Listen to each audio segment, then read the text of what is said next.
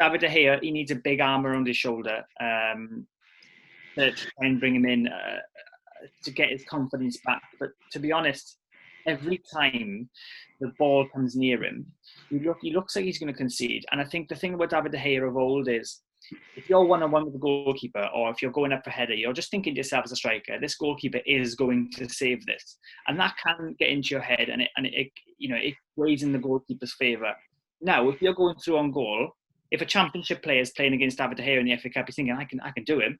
No problem. I'll take it round him. Even if I shoot straight at him, it's going to go in.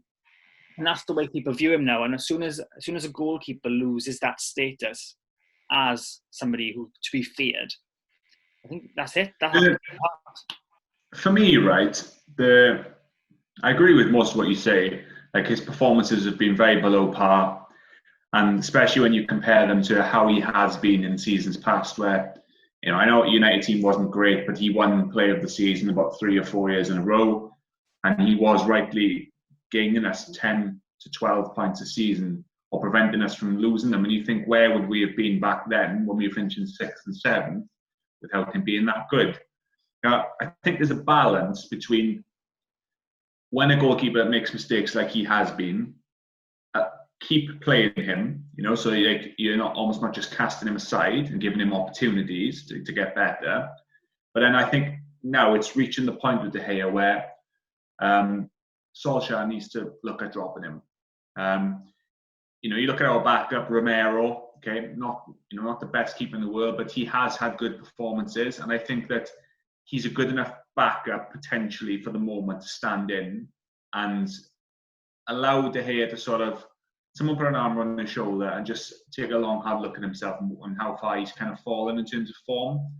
And I think that's what has to happen, because he seems to be making mistakes now consistently, basic errors that you would never really attribute to De Gea.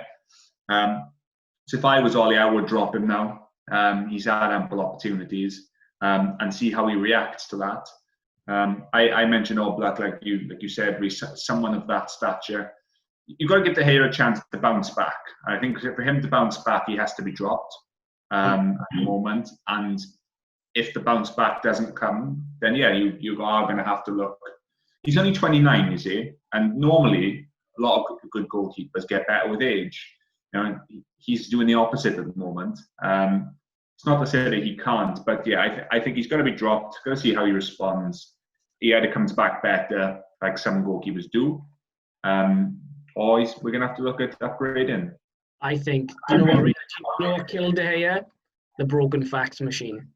I think it killed him. I generally do. Do you know, sometimes in life, you're in a job, and we've all been there, lads, where we're in jobs, and you're just coasting, and you are in 4th gear, you're just driving along, and everything's smooth, and all of a sudden, you start to lose that desire, and you start to lose that hunger, and your mind starts to wander, and you become complacent. And he's on such a massive contract as well. And he hasn't really had any competition. Like, Romero has only played cup games. There's no one there to really put a fire under his arse and be like, I'm coming for your position. And I think De Gea, a bit like, it's maybe a strange comparison for some people, a bit like Arsene Wenger at Arsenal, just overstayed his welcome a little bit.